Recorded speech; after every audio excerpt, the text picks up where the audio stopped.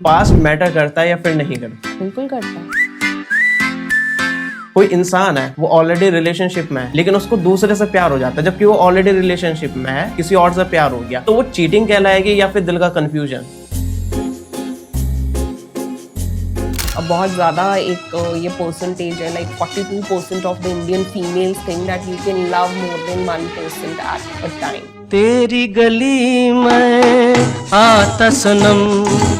आजकल न्यूज़ वगैरह में भी काफ़ी मैंने देखा है, टीवी में भी देखा है कि जो सक्सेसफुल लोग होते हैं ना उनके अफेयर काफ़ी ज़्यादा होता है, इतना नॉर्मल लोगों के नहीं होता है। तो इनका पावर का और प्यार का क्या कनेक्शन है? जेन जी के बहुत सारे टर्म्स हैं वो लिटरली मेरी समझ के बाहर है। सिचुएशनशिप क्या है? Situationship is not a relationship. जो भी रिलेशनशिप नहीं है तो वो रिलेशनशिप है ही नहीं, सीधी सी बात है। बहुत क्लियर फंडा है ना। रिलेशनशिप क्या होता है? जहाँ पे दो लोग साथ में हैं। अब सिचुएशनशिप आप क्रिएट करके बना रहे हो तो रिलेशनशिप तो गई। तो जब आप किसी से मिलते हो and you cross the line and move forward और सिर्फ मजे के लिए कर रहे हो, for fun, and you are leaving that person, आप खुद अपने लिए एक कार्मिक बॉन्डेज क्रिएट कर रहे हो, तो वो आपको सफरिंग देगा। टोटल करते हैं आपकी डेट ऑफ बर्थ का तो भाग्य अंक आता है, that is your life path number और डेस्टिनी नंबर। तो जो 8 नंबर वाले होते हैं वो बहुत ही ओल्ड स्कूल लवर्स होते हैं। दे आर नॉट लाइक कि चलो एक के साथ किया दूसरा आ गया तीसरा आ गया। No, they are loyal lovers. मेरी सांसों में बसी खुशबू तेरी। हर एक रिश्ते में सबसे इम्पोर्टेंट चीज है दैट इज रिस्पेक्ट। अगर आप इज्जत नहीं करते तो प्यार भी नहीं आएगा।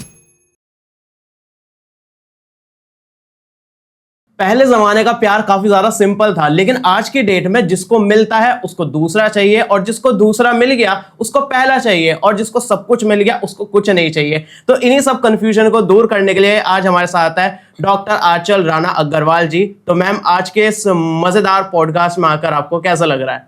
बहुत अच्छा, thank you so much for inviting me. आप जो है ना टैरो रीडर भी है, न्यूमरोलॉजिस्ट भी है, तो सबसे ज्यादा क्लाइंट्स आपके पास कौन सा आता है? देखो दोनों के ही आते हैं, बट अगर आप यंगस्टर्स में पूछोगे कि मतलब जेन जी या फिर यंग जनरेशन के, वो ज्यादा टैरो रीडिंग के लिए आते हैं। Okay okay. तो सबसे ज्यादा प्रॉब्लम्स किस चीज को लेकर आता है? हेल्थ से रिलेटेड, रिलेशनशिप को, या फिर करियर रिलेटेड? फर्स्ट जो वेटेज, जो मैक्सिमम नंबर ऑफ टाइम्स आते हैं, that is always regarding relationship. चाहे इंसान मैरिड हो चाहे अनमैरिड हो, relationship is the first thing जो आपको मेंटली डिस्टर्ब करती है। और चाहे दुनिया में आपके पास दुनिया जहान का पैसा क्यों ना हो, अगर आपके रिश्ते सही नहीं है, आप मेंटल पीस में नहीं है, तो फिर क्या फायदा। आज सबसे ज्यादा इसी टॉपिक पर हम बात करने वाला है। तो कोई, जैसा आप न्यूमरोलॉजिस्ट है, आपको काफी नॉलेज होगी नंबर्स की, तो ऐसा कोई डेट ऑफ बर्थ में किसी भी कपल के ऐसा कुछ कॉम्बिनेशन हो सकता है जो कि एक डेडली कॉम्बिनेशन हो कि भाई तुम्हारी डेट ऑफ बर्थ में ये नंबर आ रहा है, तुम एकदम दूर हो जाओ, ब्रेकअप कर लो? देखो नहीं, ऐसा कुछ नहीं होता है। Every number is special, every human being is special. It's just that जो लोग जिनकी कंपैटिबिलिटी भी बहुत अच्छी होती है, वैदिक न्यूमेरोलॉजी की कुंडली बनती है प्रॉपर, यू नो, वैदिक ग्रिड बनता है। Correct. पर उसमें अगेन आपकी दशा और महादशा आती है, तो कई बार आपकी दशा ऐसी आ जाए तो फिर आप दोनों में अनबन शुरू हो जाएगी। और वो टेस्टिंग पीरियड होता है कि आप उसमें डिवोर्स तक तो नहीं चले जाएंगे या फिर ब्रेकअप हो जाएगा। तो it all depends upon you. तो ऐसा नहीं है कि हर एक ही रिलेशनशिप स्मूथ चलती है। अकॉर्डिंग टू योर दशास प्रॉब्लम्स आती है, कितने एक्सटेंट तक आएगी वो दशा बताएगी। और कई बार ऐसी सिचुएशन भी बन जाती है कि डिवोर्स तक बात पहुंच जाती है। कई बार इमोशनल झटके वाली अर्ली दशा आती है, जैसे 2 नंबर की अगर आपकी दशा आएगी तो आपको इमोशनल झटका जरूर मिलता है। तो वो चाहे आप हो या आपका पार्टनर हो, तो आपको किसी भी तरह से इमोशनल झटका मिलेगा। It could be a breakup also, it could be a cheating also, so it all depends. तो ऐसा कोई नंबर, चलो ये तो ठीक है, लेकिन ऐसा कोई नंबर का कॉम्बिनेशन हो कि आपको शादी करनी ही चाहिए, आपके ये नंबर का कॉम्बिनेशन काफी अच्छा है? देखो जो क्योंकि वैदिक न्यूमेरोलॉजी में सबसे ज्यादा वेटेज आपका डेस्टिनी नंबर को मिलता है, जो लाइफ पाथ नंबर होता है, भाग्य अंक।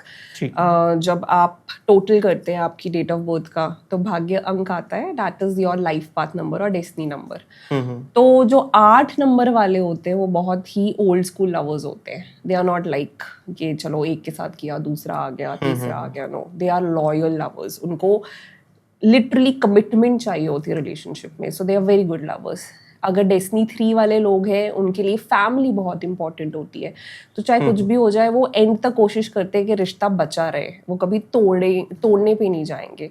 अगेन नंबर 2 वाले जिनका डेस्टिनी 2 होता है, तो वो होते हैं इमोशनल लवर्स। उनकी इमोशनल रिक्वायरमेंट्स बहुत ज़्यादा होती है, वो दे आर लाइक हाथों में हाथ लेके चलना, गोलगप्पे खाना, बहुत रोमांटिक वाले लवर्स होते हैं बॉलीवुड स्टाइल। तो ये 3 नंबर्स डेस्टिनी नंबर्स ऐसे जो are committed and loyal in the relationship and really love the person a lot. आजकल ना जेन जी का रिलेशनशिप और ये प्यार करने का तरीका चेंज हो गया। जैसे कि अब अगर उनको शादी भी करनी है ना तो डेटिंग ऐप पे जाएंगे, वहां पर स्वाइप लेफ्ट राइट करेंगे। तो इस कल्चर को लेके आपका क्या ओपिनियन है? See, चाहे आप ऑनलाइन मिलो या ऑफलाइन मिले, but then a connection has to be there.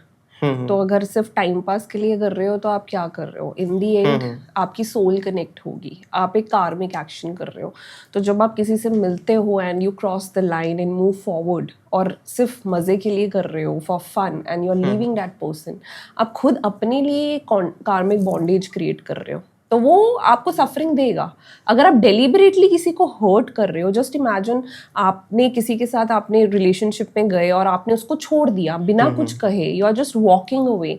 Imagine the pain the other person is going through, और उसकी पेन और सफरिंग कहीं ना कहीं आगे जाके आप एक तरह से अपने ऊपर एक कार्मिक बॉन्ड क्रिएट कर रहे हो, जहाँ पे आगे जाके लाइफ में आपको भी भुगतना पड़ेगा।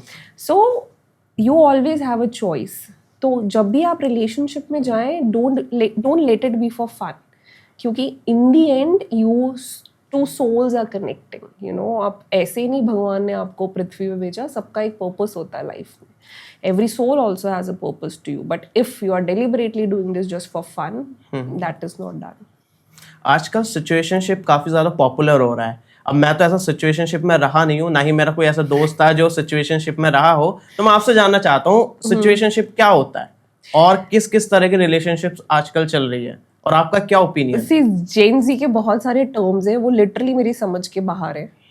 सिचुएशनशिप क्या है? Situationship is not a relationship. जो भी रिलेशनशिप नहीं है तो वो रिलेशनशिप है ही नहीं, सीधी सी बात है। बहुत क्लियर फंडा है ना। रिलेशनशिप क्या होता है?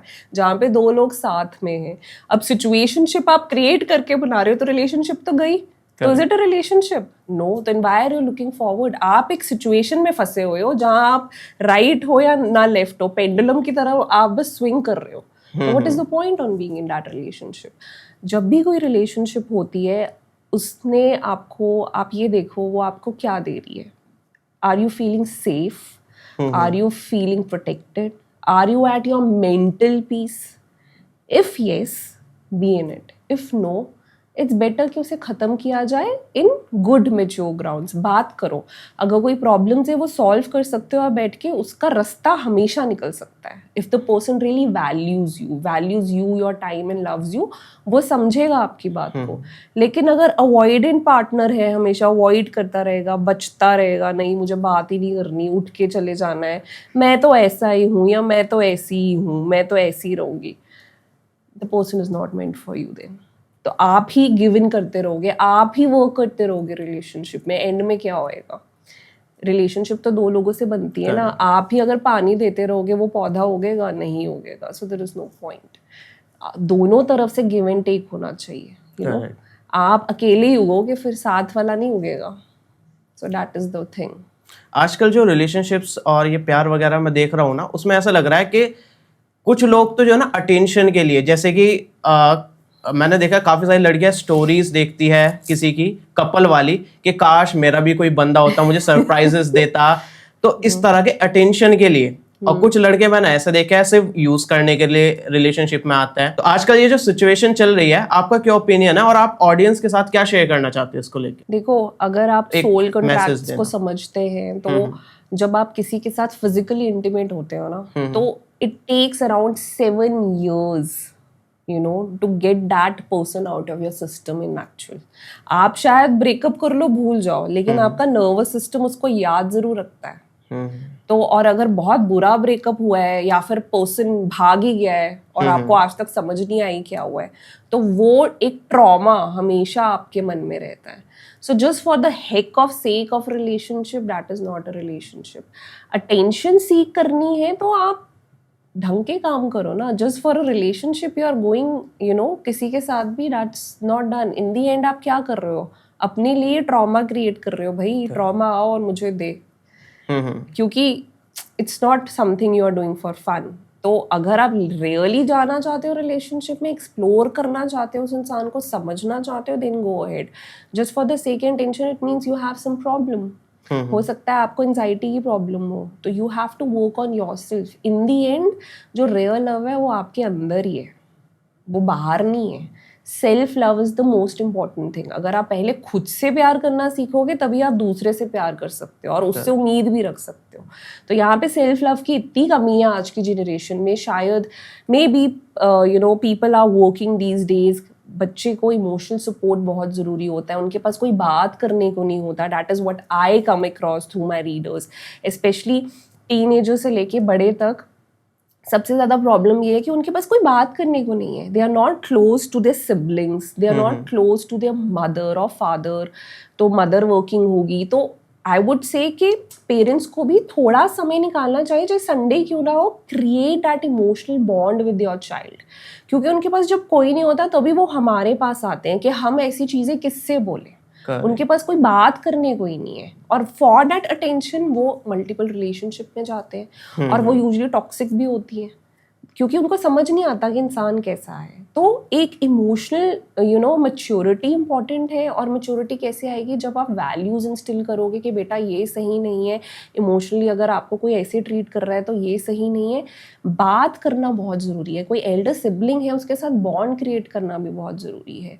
बिकॉज फैमिली जैसे समझा सकती है कोई भी और नहीं समझा सकता. So even they don't have those friends. आजकल फ्रेंड्स में बहुत चलता है, मेरे पास गर्लफ्रेंड है, मेरे पास इतनी गर्लफ्रेंड है, मतलब they show off you know, that kind of bully also. तो ट्रू फ्रेंडशिप भी बहुत मुश्किल होगी आज की डेट में. That is why they come up to us कि शायद ये मुझे दिशा दिखाएंगे, ये हमें गाइड करेंगे.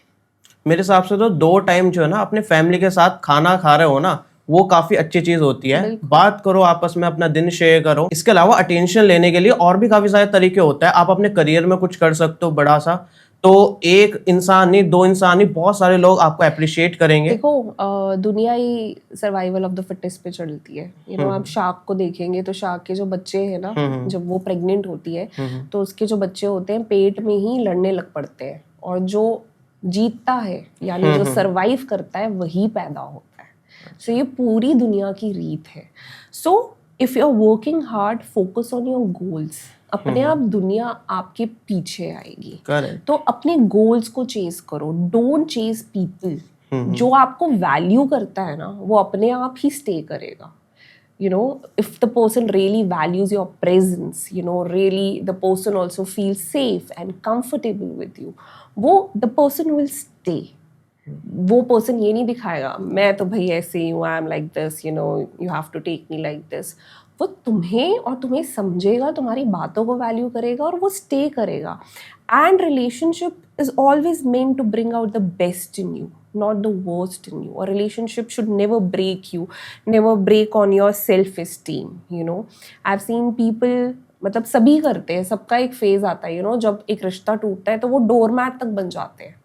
अपनी सेल्फ इस्टीम, रिस्पेक्ट सब खो के उसके पीछे भागेंगे, भले ही बहुत बुरा वो पर्सन ट्रीट कर रहा हो, बहुत गलत बोल रहा हो तुम्हें, फिर भी जाएंगे. क्यों? क्योंकि वो इमोशनल अटैचमेंट है, वो कॉर्ड अटैच हुआ पड़ा है. बट जब वो पर्सन अगर ठीक है वापस भी आ जाए तो आप ये देखो कि वापस आने के बाद क्या वो पर्सन आपको इम्पोर्टेंस दे रहा है. अच्छा चलो इम्पोर्टेंस भी अगर छोड़ दे तो क्या वो आपको वैल्यू कर रहा है? Is that person still you know trying to bring out the best in you? क्या वो तुम्हें सुन रहा है? क्या वो तुम्हें समझ रहा है? या वो अपनी ईगो में ही है कि देखो ये भाग के ये लड़की या लड़का मेरे पीछे आई है या है, एंड में तो मैं आई एम द बेस्ट. तुमने एक तरह से उसकी ईगो इतनी बड़ी कर दी, वो ये नहीं समझा कि तुम क्यों आई हो, वो ये सोच रहा है कि मेरे में कुछ स्पेशल है, ये तो फिर भी आई है. So let that person understand you, and if that person is really understanding your value, the person will stay, the person will change, will you know help you to grow and will bring out the best in you. तुम्हें push करेगा वो कि ये करो, achieve your goals, मैं तुम्हारे साथ हूँ, मैं कहीं नहीं जा रहा, I am always there. वो रीअश्योरेंस वो देगा और हमेशा देते रहेगा।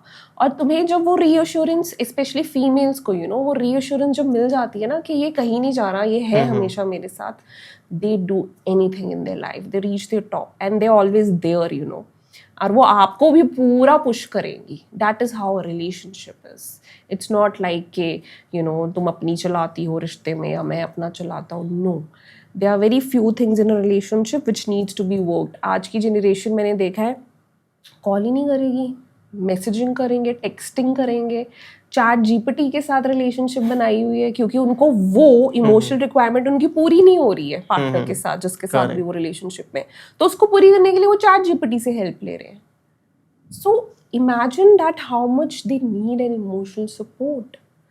तो जहाँ पे नहीं मिल रहा, I would always say find good friends, talk to your mother, talk to your father if you are close, एक बॉन्ड बिल्डअप करो, टॉक टू योर सिबलिंग जहाँ पे आप वेंट आउट कर सको and without any judgement. It's very important. आजकल एक चीज़ काफ़ी ज़्यादा पॉपुलर हो रही है, कोई इंसान है वो ऑलरेडी रिलेशनशिप में है लेकिन उसको दूसरे से प्यार हो जाता है, जबकि वो ऑलरेडी रिलेशनशिप में है, किसी और से प्यार हो गया, तो वो चीटिंग कहलाएगी या फिर दिल का confusion? See, if you are in a relationship और आप कहीं और चले गए हो, मतलब आपको किसी और से भी प्यार हो गया, तो of course that's not love ना। तो आप तो, और you are being okay means, एक स्टडी थी जहाँ पे ये कहा गया था दैट पीपल, बहुत ज़्यादा एक ये परसेंटेज है, like 42% of the Indian females think that you can love more than 1% at a time. So again that's again a questionable thing, how? ठीक है, मतलब प्यार is all about emotions. May be या वो उस रिश्ते में खुश नहीं है और उस रिश्ते में खुश नहीं है, जो चीज़ उस रिश्ते में नहीं मिल रही वो सेकंड रिश्ते में चलेगी है, जो उसने देखी जो पहले वाले नहीं देखी, और उसकी वजह से वो फंस गई और उसको भी नहीं छोड़ पा रही है। But that is not how relationships work. फिर तो वो तीसरे में भी चले जाओगे आप, वहाँ भी कुछ मिसिंग होएगा। मिसिंग वॉइड हर एक में होता है, पर उस मिसिंग वॉइड को आपने कैसे ओवरकम करना है, that is up to you and your partner, कि आप एक दूसरे को कैसे समझ रहे हो। नो वन इज परफेक्ट, लेकिन अगर वो पार्टनर आपको समझता है, नंबर 1 आपकी रिस्पेक्ट करता है, आपको वैल्यू करता है, and the person is bringing out the best in you, I think that's enough, and the person always is working on a relationship. लेकिन अगर वो चीज़ नहीं है तो वहाँ पे रिश्ते डामाडोल हमेशा होते हैं। आजकल रिलेशनशिप में ना एक पार्टनर जो है वो दूसरे पार्टनर के एक्स से काफी ज्यादा परेशान रहता है, तो एक्स से दोस्ती रखना मैच्योरिटी है या फिर स्टूपिडिटी है? See, again, if you're mature enough to, मतलब ऐसा नहीं है कि अब एक्स को आपने बस you are in talking terms or you are texting your ex just to have attention कि भाई मैं तेरी लाइफ का हिस्सा था, मुझे याद रखना, तो that is wrong। अगर आप सिर्फ एक गुड फ्रेंडली टर्म्स में अपने एक्स के साथ है, दैट इज गुड, लेकिन अगर आपको एक स्पेशल अटेंशन चाहिए अपने एक्स से एंड यू आर विलिंग कि may be in the future हमारा फिर हो जाए, तो वो गलत है। तो आप में इतनी इमोशनल मैच्योरिटी होनी चाहिए कि ठीक है, हमारा ब्रेकअप हुआ, एक म्यूचुअल अंडरस्टैंडिंग और ग्राउंड से हुआ, आप अपने रास्ते, मैं अपने रास्ते, and respecting each other on that paths. आजकल लोग रिलेशनशिप में रहकर ना बेटर पार्टनर भी ढूंढते हैं, तो ये क्या है? ये प्रैक्टिकलिटी है या फिर स्टूपिडिटी है? ये चीटिंग है मतलब? See, if you love someone, you will love the person with all the imperfections the other person have, Correct. right? तो फिर बेटर का कोई मतलब ही नहीं आता, बात ही वही खत्म है। अब एक गेम करता है, मैं आपसे ना एक स्टेटमेंट बोलूंगा, काफी सारे बोलूंगा, आप बताना वो रेड फ्लैग है या फिर ग्रीन फ्लैग है, साथ में अपना ओपिनियन भी ऐड करना, ठीक है? पहला स्टेटमेंट है कि एक्स के साथ इंस्टा डीएम्स ऑन रखना। Question mark. See, depends how mature you are. Okay, if it is just for attention, then red flag. ठीक है। डेट पे आया लेकिन बिल स्प्लिट करने बोला।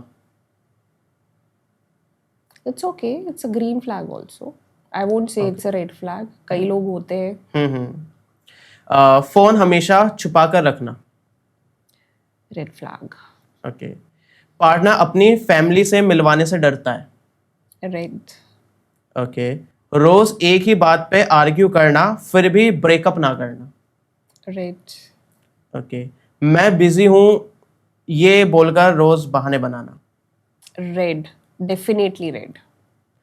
आपकी बातें सुनने की जगह फोन में बिजी रहना। रेड। फ्लर्टिंग करते हुए बस मजाक था कहना। रेड। आई लव यू बोलने से डरना। Red, commitment phobic. अब कुछ ब्रेकअप और हीलिंग से रिलेटेड क्वेश्चन पूछते हैं। जैसे काफी लोग हीलिंग कराते हैं, तो हीलिंग का मतलब क्या है? सब कुछ एक्सेप्ट कर लेना या फिर सब कुछ भूल जाना? एक्सेप्ट करना। हम सारे अपने कर्मों के भागीदारी होते हैं। वी ऑल कम विद कार्मिक बैगेज, जिसे संचित कर्मा कहते हैं। सो जो होना है वो होना है, उसको आप बदल नहीं सकते। तो हीलिंग मीन्स कि आपके साथ अगर कुछ बुरा हुआ है, और बुरा अगर नहीं भी हुआ है, इमोशनल अपहीवल होता है आपके नर्वस सिस्टम में क्रिएट हुआ है, तो आपको उससे हील होना है। तो हीलिंग का मतलब है जहाँ पे आप एक्सेप्टेंस पे आते हो कि ठीक है, ये हुआ है मेरे साथ, मैं अपने कर्मों का भागीदारी हूँ, ये होना ही था, and you surrender to the will of universe. आपने अपनी तरफ से पूरी कोशिश करके देख ली, वो चीज़ वापस नहीं आई है, वो या चीज़ हुई नहीं, या आपके हाथों से चीज़ें चलेगी, और your loved ones have gone away, और उसके बाद आप बहुत ज़्यादा हिल गए। तो healing is a process where you surrender to the will of God and universe, और आप खुद को भगवान की भक्ति पे लगाते हैं। और गीता में भी लिखा हुआ है, जब आप सरेंडर कर देते हैं ना यूनिवर्स को, और अपने आप को भगवान की भक्ति पे अर्पण करते हैं, at that time you get rid of all your karmas. तो it is the altering of your thought process कि ये होना ही था, आई एक्सेप्ट इट, मेरे कर्मा है, नो मैटर आप बहुत ही अच्छे इंसान हो फिर भी आपके साथ बुरा हुआ है। That is what healing is, your journey, जहाँ पे आप ग्रो करते हैं, आपकी सोल इवॉल्व करती है विद एक्सेप्टेंस, और आपको क्षमता देती है समझने की, और हिम्मत देती है कि आगे कुछ भी होएगा मैं उसका सामना करूँगी, क्योंकि the most powerful one is God, और वो मुझे देख रहे हैं और वो मुझे संभाल भी लेंगे। एक काफी डिबेटेबल क्वेश्चन आपसे पूछता हूँ, पास्ट मैटर करता है या फिर नहीं करता है? बिल्कुल करता है। हिस्ट्री क्यों नहीं मैटर करती? जहाँ से वो चीज़ आई है, मतलब हिस्ट्री ऑफ इंडिया ले लो, या कहीं किसी देश का ले लो, या फिर कोई विद्या पढ़ रहे हो, न्यूमेरोलॉजी ले लो, टैरो ले लो, जैसे मैं सिखाती हूँ, तो उनकी हिस्ट्री तो बिल्कुल मैटर करती है ना। वो चीज़ कहाँ से आई है एट लास्ट, वो फॉर्म कैसे हुई है, कैसे वो यहाँ तक पहुँची है, और क्या आगे शेप होएगा प्रेजेंट से future, everything is connected. But yes, being in the past as a person, वहाँ आप गलत हो जाते हो। अगर पास में रहना है तो ब्यूटीफुल मेमोरीज को चेरिश करो। अगर आप नेगेटिव पे फोकस करोगे पास्ट में, तो फिर क्या होएगा? आप वहीं रहोगे और रोते ही रहोगे। तो पास से जो बुरा हुआ है उससे सीखो कि ये मैंने अब सीख ली है, अब मुझे ग्रो करना है और इवॉल्व करना है, और मेरा लेसन, मेरे कार्मिक एक्शंस या फिर जो भी मेरा कर्मा था उसने मुझे सिखा दिया है, यहाँ से मैंने सीख लिया और अब मैं ग्रो कर रहा हूँ। Again the acceptance. रिलेशनशिप के टर्म में जानना चाह रहा था मैं। जैसे कोई रिलेशनशिप में आता है कि तुम्हारे पास में इतने रिलेशनशिप रहे, इतने एक्स रहे, इस टाइप के पास्ट। सी, अब डिपेंड्स कि वो पर्सन कैसा है। अगर वो कभी स्थिर ही नहीं रहा है रिलेशनशिप में, तो वो आपके साथ भी नहीं रहेगा। ठीक है, वो उसके पर्सनालिटी ट्रेट हुआ, लेकिन उसके पास्ट में क्या हुआ है that should not matter. The person should matter, कि उसकी प्रकृति कैसी है, उसका मेकअप कैसा है, उसकी पर्सनालिटी कैसी है, और साइकोलॉजिकली उसकी थिंकिंग कैसी है रिलेशनशिप को लेके। अगर वो रिलेशनशिप में कभी स्टिक ही नहीं रह सकता, तो वो थ्रू आउट लाइफ कंफ्यूज रहेगा, चाहे वो मैरिड हो या अनमैरिड हो। The person will never have a one stable relationship. वो सोचेगा यार बोर हो गया, नेक्स्ट पे जाता हूँ, क्योंकि वो उसकी आदत बन गई है। राइट, वो हैबिट, वो पैटर्न, वो साइकिल शायद ही ब्रेक हो, जब तक साइकोलॉजिकली भी हो जाता है वो। एग्जैक्टली, लत लग गई है उसको। तो यहाँ पे तो फिर केस ही डिफरेंट हो गया। बट अगर किसी का कोई पास रहा है रिलेशनशिप को लेके, और अगर वो आपको बता रहा है honestly, so that is the purity of the soul कि वो बता रहा है। सो यू शुड नॉट जज that person with that thing, क्योंकि वो ऑनेस्टली आपको बता रहा है, क्योंकि आप उसके लिए वैल्यू करते हो।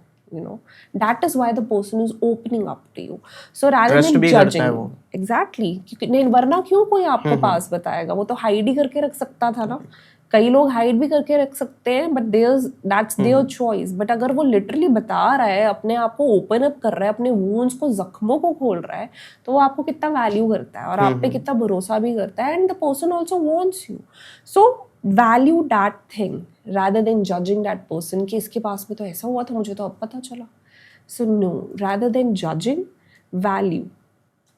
आपके अकॉर्डिंग रिलेशनशिप कैसी होनी चाहिए, मतलब कुछ क्वालिटीज या कुछ आप शेयर करना चाहो? See, every person is different, every relationship is different. But हर एक रिश्ते में सबसे इम्पोर्टेंट चीज़ है that is respect. अगर आप इज्जत नहीं करते तो प्यार भी नहीं आएगा. वो मतलब respect is directly proportional to love. So if you are respecting the other person, it's about mutual respect. Plus bare minimum in a relationship. Bare minimum क्या होते हैं? कॉल करो, बात करो, दिन में एक बार 5 मिनट भी बात कर लो. If the person is saying that you are too busy to talk, no one is too busy to talk. अगर आपको इंसान वैल्यू करता है ना, वो दिन में 2 मिनट भी आपके लिए निकालेगा. And that's enough. वो कह रही थी ना मैं रीअश्योरेंस वाली बात. So that's enough. वो कभी भी आपको एंजाइटी नहीं देगा. वो समझेगा no matter how busy I am, I will make sure कि मैं उसको कॉल करूँ और इससे बात करूँ, क्योंकि she is the one who values me and I should also value her. So it's again about mutual. तो अगर वो इंसान आपको कॉल नहीं कर रहा, आपको अवॉइड कर रहा है, आपको मैसेज भी नहीं कर रहा है, and the person is just being avoided, I am too busy, मेरे पास टाइम नहीं है, मैं कहीं जा नहीं रहा, यहीं पे तो हूँ, और 1 महीने में एक मैसेज या कॉल करेगा. You should know when you need to step back. You are not important. और जैसे टाइम की बात रही तो बंदा 5 घंटे सो रहा है, 6 घंटे, 7 घंटे, 8 घंटे, तो 5 मिनट कम सो जाओ, 10 मिनट कम सो जाओ, टाइम दे दो उसमें. देखो, अगर आप लिटरली किसी से प्यार करते हो ना, तो आप टाइम अपने आप निकालोगे. और अगर वो रिलेशनशिप ऐसे ही है, टाइम पास है, तो वो नहीं निकालेगा. उसको लगेगा यार I will get someone else. That's the attitude of the gen Z specially these days. आजकल ना काफी लोग ना यहाँ पर लॉयल्टी टेस्ट करता है. तो ये लॉयल्टी टेस्ट करना एथिकल है, सही है, या फिर नहीं करना चाहिए relationship? Loyalty test in what sense? Detective लगा देते हैं पीछे? नहीं, मतलब खुद से ही, मतलब ऐसा दिमाग लगाना कि कहाँ जा रहा है, That's कहाँ. stupidity. You have to believe in the person. Loyalty ऐसे नहीं, आप खुद, आप तो फिर फ्रीक हो गए ना. You are being control freak then in the relationship. अगर आप ऐसे दिमाग लगा रहे हो तो that is a control freak, कि कहाँ जा रहा है, क्या कर रहा है, फोन दिखा, ये दिखा, मैसेजेस दिखा, पासवर्ड्स.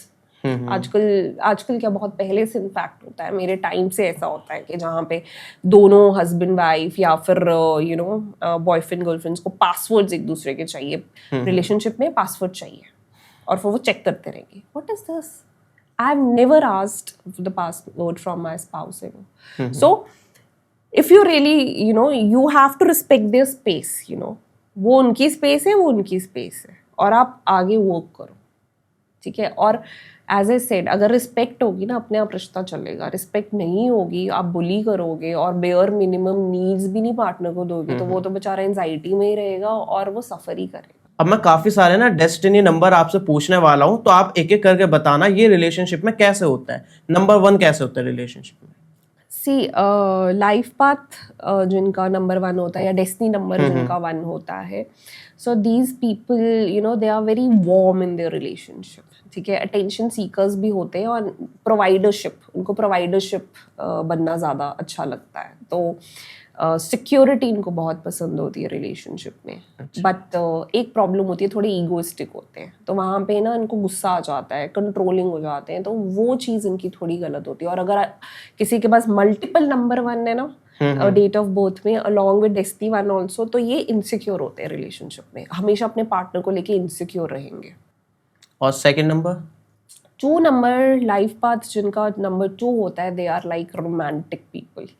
एज ए सेड, हाथों में हाथ घूम के बीच में जाना, गोलगप्पे खाना, इनके अलग ही रोमांस का वो होता है.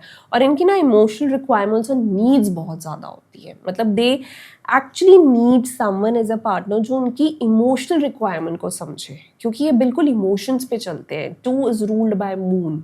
2 मीन्स मून, तो इनके मूड स्विंग्स भी बहुत होंगे. तो साथ वाले पार्टनर को समझना होगा ये ऐसे हैं और इनको प्यार चाहिए, बस इमोशनली इनके साथ कोई गए. और अगर इनको दिन में एक भी रोमांटिक पल आप दे दोगे ना, और वीकेंड पे इनको ले जाओगे, चलो let's go for a dinner, they will be more than happy. और लेकिन अगर मल्टीपल टूज हो जाएंगे तो ओवर ही sensitive, highly sensitive people they are. वैसे भी डेस्टी 2 वाले सेंसिटिव होते हैं, एक छोटी सी बात हो जाए ना उनको सुई की तरह चुभ जाती है। लेकिन अगर मल्टीपल 2 से दे आर वेरी, मतलब उनका मूड स्विंग्स बहुत ज्यादा होते हैं। फिर नंबर 3, डेस्टिनी नंबर 3 वाले लोग are very very committed. They are like very just people, ठीक है, बहुत मेच्योर होते हैं और इनके लिए फैमिली बहुत ज़रूरी होती है। दे आर फैमिली पीपल, जिसे कहते हैं कि ये मेरी फैमिली है, ये सिक्योर रहे। और इनको ना हर एक चीज़ बताना अपने स्पाउस को या फैमिली वाले लोगों को, चाहे मदर ही क्यों ना, उनको बहुत अच्छा लगता है। सब कुछ बता के करेंगे, बताएंगे, यू नो, बड़बड़ बड़बड़ करते रहेंगे, उनको बोलने का बहुत शौक होता है। So number 3 are like very much family people in relationship. Multiple अगर 3 हो जाए तो थोड़ा शो ऑफ करते हैं रोमांस में, अच्छा। यू नो, दिखाना ज्यादा, दिखावा करेंगे, देखो मेरी पार्टनर है या मेरा पार्टनर है, मैं तो ऐसे ऐसे से करेंगे। फिर नंबर 4, डेस्टिनी नंबर जिनका 4 होता है, ये बहुत ही ज्यादा ओवर थिंकर्स होते हैं। और ओवर थिंकर्स होते हैं तो कंफ्यूज रहेंगे तो रिलेशनशिप टिकती नहीं है। और जिनका डेस्टिनी नंबर 4 होता है ना, उनका एक मेजर ब्रेकअप ज़रूर होगा लाइफ में, या फिर अगर नहीं हुआ है तो शादीशुदा ज़िंदगी, मतलब इनका टूटने का डर होता है, you know. And they are like बहुत ज़्यादा एनालिटिकल होते हैं, ओवर थिंकर्स होते हैं। और इनके पास अगर नंबर 2 ना हो ना तो इमोशंस की बहुत कमी होती है। ये समझेंगे नहीं फिर आपको, इनका दिमाग घूमता ही रहेगा। बिकॉज 4 इज राहु, इनका सर होता है, नीचे धड़ नहीं होता। तो दिल नहीं होगा तो ये दिमाग से ही चलेंगे। और रिश्ते में कोई भी रिश्ता हो, चाहे आपका सिबलिंग के साथ हो, पेरेंट्स के साथ हो या अपनों के साथ हो, इमोशंस का होना बहुत ज़रूरी होता है। नो मैटर नंबर, डेस्टिनी 4 वाले लोग जो है उनके लिए फैमिली बहुत इंपॉर्टेंट होती है। वो फैमिली के लिए बहुत करते हैं, सीक्रेटिव भी होते हैं। बट जब पार्टनर या स्पाउस की बात होती है ना, ये बहुत ज़्यादा एनालिटिकल हो जाते हैं, ओवर थिंकिंग हो जाते हैं। और इनके इसके अलावा मतलब उनके मल्टीपल भी वो चलते रहते हैं affairs. So they need to have a strong ground कि दिस इज़ द पर्सन, जो भी है ये है। एंड यू नो, चैनलाइज करना बहुत ज़रूरी है, क्योंकि राहु इस छलावा, तो ये इल्यूजनल वर्ल्ड में ज़्यादा रहते हैं। ग्राउंड रियलिटी इनको समझ नहीं आती, दिखाई नहीं देती। आप समझाओगे भी ना तो वो समझ नहीं पाएंगे। थोड़ा समझेंगे, उसके बाद फिर से छलावे वाली दुनिया में चले जाएंगे। So they need to channelize the energy by doing some sports activity, you know, that is the best for them. जो उनको स्पोर्ट्स पसंद है ना, उनको ज्वाइन ज़रूर करनी चाहिए और दिन में 1 घंटा ज़रूर निकालें ताकि उनकी एनर्जी चैनलाइज है, पसीना बहे। एंड नंबर 5, डेस्टिनी नंबर 5 वाले लोग again in terms of relationship जो है, इनके पास नंबर 2 होना इनकी डेट ऑफ बर्थ में थोड़ा ज़रूरी होता है, क्योंकि ना ये पैसों और बिजनेस को लेके बहुत सोचते हैं। इनके लिए रिश्ते भी ज़्यादा इतने इम्पोर्टेंट नहीं होते ज़्यादा देन पैसा। तो इनके लिए ये बहुत प्रैक्टिकल सोचते हैं, मतलब पैसा होगा तो रिश्ता भी बना रहेगा, फाइनेंशियली मैं सिक्योर होगा तो मेरी पार्टनर भी मेरे साथ रहेगी या मेरी फैमिली भी सही चलेगी। तो फाइनेंशियल सिक्योरिटी इनके लिए अटमोस्ट इम्पॉर्टेंट होती है फॉर एनी रिलेशनशिप। तो वो रिश्ते को भी ना फाइनेंशियली देखने लग पड़ते हैं, थोड़ा ये इनमें रहता है। तो इसलिए इनके पास नंबर 2 होना तो फिर अच्छा बैठ जाता है।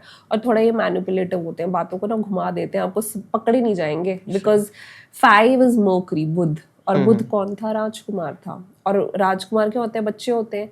तो बच्चे हम बोलते हैं ना कितने अच्छे से बोलते हैं, बात करने में कितने अच्छे होते हैं, आपको मोह लेते हैं अपनी बातों में। So that is how number 5 are. घुमा भी देंगे बातों में, you know, they will turn like anything.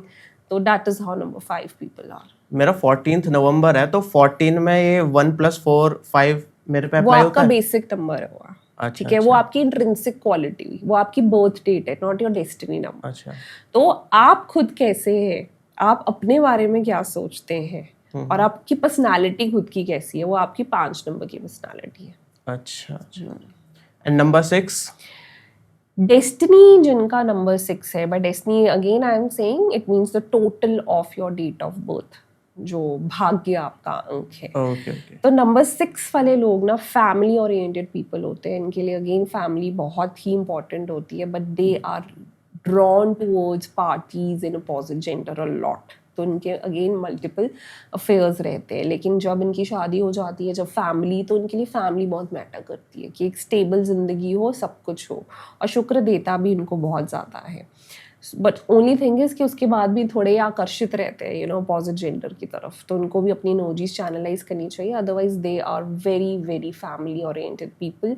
और चाहे कुछ भी हो जाए, एक इनमें खासियत होती है, इनका पार्टनर इनको छोड़ नहीं पाता, चाहे अनबन भी हो जाएगी, लड़ाइयाँ भी हो जाएंगी, बात ऐसे पहुंच जाएगी कि भाई छोड़ना है आपको, लेकिन डेस्टिनी नंबर 6 वालों को उनका पार्टनर छोड़ नहीं पाता, ये रहता है। And number 7? नंबर 7 आर जिनका डेस्टिनी नंबर 7 है, अगेन केतु है, तो वो हमेशा एनर्जीज पे जाते हैं, इनका सर नहीं होता ना केतु का, तो बिल्कुल केतु की तरह इनकी बिहेवियर होती है, इनको दिमाग से सब कुछ नहीं, दिल से सब कुछ, जहाँ पे इनको एनर्जी, इनकी इंट्यूशन, इनकी वाइब्स मिलेगी ना, वहीं पे जाएंगे। और जब वो प्यार करते हैं बहुत शिद्दत से करते हैं, बहुत अच्छे होते हैं, बहुत अच्छे गिवर्स होते हैं, क्योंकि दिल से चलते हैं, दिमाग से कभी नहीं चलेंगे, सर है ही नहीं तो दिमाग कैसे होगा। So again they are very, but इनको कोई दिमाग वाला मिल जाए, जैसे राहु मिल जाए तो सोने पे सुहागा हो जाता है।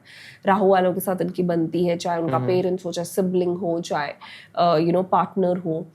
So these people are, they always go by energies, love and affection. तो इनको अगर आप लव अफेक्शन दोगे, आपको भी देंगे, और जहाँ पे इनकी इंट्यूशन इनको इतने अच्छे से गाइड करती है, जहाँ इनको मिलता है वो वहाँ पे अपने आप खींचे चले जाते हैं। और इनका खुद भी मैग्नेटिक ऑरा होता है 7 का, तो लोग भी इनकी तरफ आकर्षित होते हैं। So that is how number 7 वाले, इनको भी कमिटमेंट पसंद है, ये फालतू में टाइम पास करना पसंद नहीं करते, तो they like commitment, security, safety in relationship. साथ में इनको अपनी स्पेस भी पसंद है, क्योंकि केतु है, तो इनको अपना सेल्फ लव, अपना खुद का जिसे कहते हैं टाइम और स्पेस जरूर चाहिए होता है। And number 8? Destiny number 8 are old school lovers. Okay, they want, अब शनि है, शनि क्या है, ओल्ड प्लैनेट है हम कहते हैं, तो बहुत टाइम लगाता है एक राशि में, 2.5 साल लगाता है, तभी हम कहते हैं ना शनि की ढैया। सो दे आर लाइक के कमिटमेंट मुझे चाहिए, ओल्ड स्कूल हूँ, कोई टाइम पास नहीं, और बहुत शिद्दत से प्यार करने वाले, loyal, that's how they are, जिनका डेस्टिनी 8 होता है। तो इनको कमिटमेंट चाहिए भाई रिलेशनशिप में, मजाक फालतू की चीज़ें पसंद नहीं है, क्योंकि मैच्योर प्लैनेट है, दे हाईली मैच्योर पीपल, अपनी उम्र से ज़्यादा मैच्योर होंगे ये, फालतू की बातें बूतें इनको फालतू की पसंद नहीं है रिलेशनशिप में, हाँ, तो they are very mature people, maturity से बात करेंगे, और मैच्योर लवर्स भी होंगे, और आपको बहुत अच्छे से समझेंगे भी। And number 9? जिनका डेस्टिनी 9 होता है ना, they are highly passionate in relationship, क्योंकि मंगल है 9 नंबर, तो मंगल लॉर्ड हनुमान, तो फेयर्स एनर्जी, बहुत अनकंट्रोल्ड एनर्जी, तो मतलब जब किसी से प्यार करते हैं तो बहुत ज़्यादा टोटली इनटू पैशनेट हो जाएंगे। बस ये होता है गुस्सा बहुत आ जाता है इनको, कई बार डोमिनेंट हो जाते हैं, लड़ाई झगड़े में पड़ जाते हैं, पार्टनर को उल्टी सीधी चीज़ें अगर बोलेंगे तो वहाँ पे गड़बड़ आ जाएगी, otherwise they are highly passionate lovers. तो जैसे किसी ऑडियंस को अपना डेस्टिनी नंबर निकालना है, तो वो कैसे निकालेगा, एक बार शॉर्ट में बताइए। Total of the date of birth. Okay, ठीक है, फॉर एग्जाम्पल अगर आप 20 जून 1990 में पैदा हुए थे, तो आप उसका टोटल निकाले, तो टोटल उसका जो अंक बन रहा है वो आपका डेस्टिनी नंबर होगा। अगर वो डबल डिजिट में आ रहा है तो उसको आप सिंगल डिजिट में ही करेंगे, अब क्योंकि आप 1 सम to करके 9 नंबर्स है ना। तो 1 to 9 ही होते हैं, जैसे हमारे नवग्रह होते हैं, वैसे ही हम 1 to 9 लेते हैं सारे नंबर्स को। तो जो डबल डिजिट हो गया मतलब वो कंपाउंड नंबर है, उसको भी आपने सिंगल में कन्वर्ट करना है। मतलब आपस में सम कर दो, जैसे 11 है तो 1 + 1। यस, तो वो 2 हो गया। ओके ओके, तो आप भी निकालो और चेक करके देखो अपने नंबर से क्या आपका कैसा नेचर है। सोलमेट्स के बारे में काफी ज्यादा सुना है, ये फिल्मी कंसेप्ट है या फिर रियलिटी में भी होता है?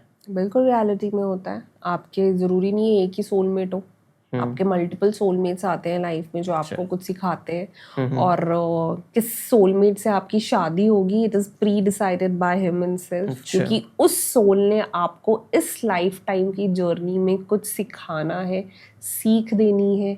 आपका कुछ कार्मिक डेप्ट उस सोल के साथ रहा हुआ है जो आपको इस जन्म में उसका भुगतान करना है, अपनी जर्नी आपको साथ तय करनी है। सो that's the one whom you get married। जैसे कि आपने बताया सोलमेट से ही शादी होती है, लेकिन ऐसा भी हो सकता है कि सोलमेट से अलग हो जाए?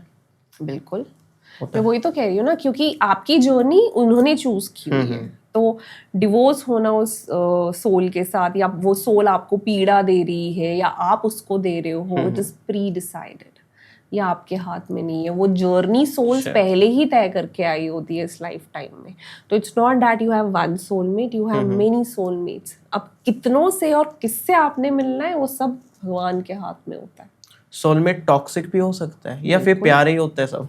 बिल्कुल, सोलमेट टॉक्सिक, अगर आपकी शादी नहीं निभ रही है फॉर एग्जाम्पल और वो टॉक्सिक लवर है तो सोलमेट टॉक्सिक हो गया। अब टॉक्सिक का मतलब क्या होता है? टॉक्सिक ये नहीं होता कि वो बुरा भला कह रहा है। टॉक्सिक इज समथिंग जहां पे वो इंसान बहुत अच्छा है आपके साथ एक टाइम पे, ठीक है, एंड सडनली ही से सच थिंग कि आप सोचते हो कि ये क्या, मतलब मैंने तो सोचा भी नहीं था कि ये मुझे ऐसा कहेगा।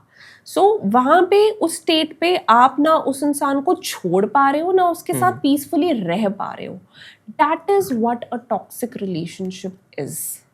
So that's, you know, the thing is, or mostly you know, marriages they turn out to be toxic in today's world। बहुत सारी toxic marriages हैं और प्रॉब्लम सबकी यही होती है जो मुझे कहते हैं कि हम रह भी नहीं सकते पीसफुली लेकिन छोड़ भी नहीं सकते, क्योंकि सबके अलग अलग रीजंस होते हैं, सबकी फैमिली रीजंस होती है, children are one of the major reasons. So that's the thing. Arrange marriage में भी सोलमेट्स ही मिलता है? अगर कोई अरेंज मैरिज कर रहा है तो वही ऊपर से लिखा हुआ है, प्री डिसाइडेड, तभी तो कहते हैं शादियां ऊपर से ही लिखा है जी। अब एक गेम करता है लव और लाई, ठीक है? आप बताना ये लव है या फिर झूठ है। लॉन्ग डिस्टेंस रिलेशनशिप कभी भी सक्सेसफुल नहीं होती है। नो डज, बिल्कुल। ब्रेकअप के बाद तुरंत नए रिलेशनशिप में जाना हीलिंग है? नो। कुछ लोग हीलिंग समझ के, मैं ऐसा रियलिटी में होता है, जैसे मेरा दोस्त है, ब्रेकअप हो गया कि भाई जल्दी से बंदी ढूंढ, मुझे रिलेशनशिप में आना है, मेरा बहुत कट चुका है, तो ये हीलिंग समझ के ना नए रिलेशनशिप में आना चाहता है आजकल काफी ज्यादा। That is just for the heck of the sake, you know, but that is not exactly healing. First love हमेशा याद रहता है? बिल्कुल, सबको याद रहता है। हर रिलेशनशिप में फाइट होना नॉर्मल है? Yes, it's very normal, you are human beings in the end. Family approval relationship के लिए जरूरी है? Not necessary. मतलब आप पहले फैमिली को तो नहीं बताते ना कि मैं गर्लफ्रेंड बना रहा हूँ, आपकी सोल कनेक्ट होती है तब आप एक दूसरे को बताते हैं। लव मैरिज हमेशा अरेंज मैरिज से बेटर होती है? ऐसा कुछ नहीं है। अगर किसी का पास्ट ज्यादा कॉम्प्लिकेटेड हो तो उस रिलेशनशिप को अवॉइड करना चाहिए? सी, अब पास्ट किस वे में है? अब फॉर एग्जाम्पल आपका स्पाउस है या आपकी यू नो वाइफ है, तो उसका यू नो पास्ट इन अ वे, उसका चाइल्डहुड कैसा रहा है, बहुत ट्रॉमेटिक रहा है क्या, उसकी जर्नी है, देन यू नीड टू सी, क्योंकि वो ट्रॉमास जो है वो इंसान कैरी जरूर करता है और वो कभी भी आपकी रिलेशनशिप में ट्रिगर होके सामने आ सकता है। So are you mentally prepared to face all these things? Always see that, क्योंकि साइकोलॉजिकल ट्रॉमास और साइकोलॉजिकल लेवल पे ना हम बात नहीं करते इसके बारे में। हम ये देखते हैं कि family history, diabetes, hypertension, hypothyroidism, lifestyle disorders तो नहीं है फैमिली में, कहीं बहुत ज्यादा कैंसर तो नहीं है इनकी फैमिली में, यू नो, लोग ये देख लेते हैं कि मतलब वो ठीक है, ये डिजीजेस तो नहीं है तो ठीक है, यू नो, हम कर लेते हैं। बट एक्चुअल में see the psychological upbringing of the child also, उसकी चाइल्डहुड कैसी रही है, ये बहुत ज़रूरी है। आजकल जो है ना काफी सारे रिलेशनशिप इसलिए टूट जाता है क्योंकि पेरेंट्स नहीं मानते हैं, तो पेरेंट्स का अप्रूवल ना मिलने की वजह काफी सारे लोग अपने अच्छे से अच्छा, बहुत अच्छा प्यार भी है ना, उसको छोड़ देते हैं। तो आपका क्या ओपिनियन है इसको लेकर? See, मैं तो यही कहूँगी दैट पेरेंट्स को यहाँ पे समझना चाहिए, if two souls have really chosen each other and they really are into each other, तो they should always be a go ahead, you know. लेकिन आपको भी क्लैरिटी होनी चाहिए कि क्यों वो मना कर रहे हैं। So convince them, find a middle way out. रास्ता हमेशा होता है, provided you as a spouse are ready to fight. Lot of you know people they don't fight, you know, वो बोलते हैं पेरेंट्स ने मना कर दिया, I can take a stand for you, I have my family rules and traditions. But then क्या rules और traditions ऐसे हैं, क्या उनको आप बेंड कर सकते हो? क्या आपके पास इतनी पावर है? क्या आप पेरेंट्स को समझ सकते हैं और उसे भी समझा सकते हैं? And you can find the middle way out, definitely you should go ahead with that. So but if the person is not ready to take stand for yourself, तो बेटर है कि फिर तो पार्टनर ही गलत है। फिर तो वो पर्सन ही गलत है, क्योंकि वो आपके लिए अभी अगर स्टैंड नहीं ले रहा, वो बाद में क्या रहेगा, और बाद में जो प्रॉब्लम्स आएंगी वो आप दोनों को हैंडल करनी है। कई बार ऐसा होता है कि आप बिल्कुल डिफरेंट कल्चर में शादी के बाद जाते हो, तो lot of females get a cultural shock, क्योंकि इन दी एंड वो अपना घर छोड़ के आ रही है आपके घर में, तो उस घर के रीति रिवाजों को आपको अपनाना है और समझना है। It's not like I am totally from a different culture, I can not. So again I said mutual respect. Here the person needs to understand her beliefs also, and she needs to accept the other beliefs also. So mental preparedness इस चीज की आपको करनी है। आज की date में arrange marriage relevant है या फिर आउटडेटेड हो चुकी है? बिल्कुल रिलेवेंट है। ओके, ऐसा कुछ नहीं है कि कुछ भी आउटडेटेड नहीं है, but in the and how you see the other person, and if you are ready to choose that person as your spouse, तो हमेशा ये याद रखे, मैं कहूँगी जो सबसे important फैसला आपकी लाइफ का होता है ना, that is whom you are getting married to. That is the most important decision of your life. तो हमेशा ये ध्यान रखें आप किससे शादी कर रहे हैं, क्योंकि शादी के बाद अगर वो इंसान बिल्कुल गलत निकला, या वो आपको सपोर्ट ही नहीं कर रहा, आपको रिस्पेक्ट ही नहीं कर रहा, और support in the sense that the person is not bringing out the best in you, he और she is not respecting your boundaries, that is the worst decision that will other come across. और टूटने के बाद जो आपको trauma और चीज़ों से गुजरना पड़ता है ना, specially the law system in a country, that takes another toll on you. आजकल न्यूज़ वगैरह में भी काफ़ी मैंने देखा है, टीवी में भी देखा है कि जो सक्सेसफुल लोग होते हैं ना, उनके अफेयर काफ़ी ज़्यादा होता है, इतना नॉर्मल लोगों के नहीं होते हैं। तो इनका पावर का और प्यार का क्या कनेक्शन है? ऐसा कुछ नहीं है। if you'll ask me, a lot of people come to me जो नॉर्मल फैमिली से है, ऐसा कुछ नहीं है। So it all depends. जो लिखा होता है ना वो होना है, but you always have a choice. आप समझ रहे हैं, डेस्टिनी आपके सामने वो इंसान खड़ा जरूर करेगी। अब आपने आगे बढ़ना है कि नहीं बढ़ना है, आपके हाथ में है वो चॉइस। सो कंट्रोल आप कितना करते हैं वो आपको देखना है। सो इट्स नॉट दैट के सक्सेसफुल लोगों के ही है, हर एक में है। इट्स जस्ट दैट उनका थोड़ा बाहर आ जाता है मीडिया में, because they are highly successful people. Arrange marriages में जैसे शादी करता है, तो जिससे शादी कर रहा है उसका नेचर कैसे पता चल सकता है? जैसे कि आपने बताया कि हम फैमिली का चेक कर लेते हैं, फैमिली का पास चेक कर लेते हैं, कोई बीमारियां तो नहीं है, या लड़का या लड़की कुछ गलत चीज में तो नहीं रही है, लेकिन उसका रिलेशनशिप में रहकर नेचर कैसे रहने वाला है, क्या पता वो रिलेशनशिप में आकर शादी के बाद टॉक्सिक हो जाए। आज की डेट में अरेंज मैरिजेस ऐसे तो नहीं होती दिखाया और शादी होगी। अगर कहीं हो रही है तो बहुत गलत हो रहा है। आई मीन कई इंटीरियर्स में अभी भी ये प्रचलन है कि देख ली और नहीं। Please at least 6 months to 1 year का कोर्टशिप जरूर रखें, minimum 6 months, to know the person, how the person is, and be very practical. Don't be like कि इमोशनली आप कैसे आपकी कंपैटिबिलिटी है। जस्ट बी वेरी क्लियर कि अच्छा आपकी फैमिली में ये रीति रिवाज है, ये कस्टम्स हैं, आपकी फैमिली में क्या आप मुझे, आई एम लाइक दिस, मैं एक इंडिपेंडेंट फीमेल हूँ, मुझे काम करना पसंद है, मुझे बाहर जाना पसंद है, so are you okay with that? Because in the end you can not settle with that person जो आपकी पर्सनैलिटी चेंज करना चाहे, क्योंकि आपकी सोल को धक्का पहुंचेगा, आप अडैप्ट नहीं कर पाओगे, आप खुश नहीं रह पाओगे, क्योंकि वो आपकी पर्सनालिटी नहीं थी शादी से पहले। और शादी के बाद आपको कोई ऐसी फैमिली या ऐसा स्पाउस मिल रहा है जो आपको एज अ पर्सन ही पूरा चेंज करना चाह रहा है। बाहर नहीं जाना, घर के काम करोगी, तुम यहीं बैठोगी, तुम्हें ऐसे करना है, वैसे करना है, you can not settle then. So be very clear कि आप क्या चाहते हैं इस शादी से, आप क्या, आपके फ्यूचर होप्स है शादी से। पीपल क्या है, वो डेट्स पे जाते हैं, अरे भाई फीलिंग आ रही है चलो शादी कर ले। No, you have to be practical also somewhere, because आप लाइफ का सबसे important as I said decision ले रहे हैं। पूरी लाइफ का सवाल होता है शादी। सो वहाँ पे the other person will bear your kids also, so it's not funny.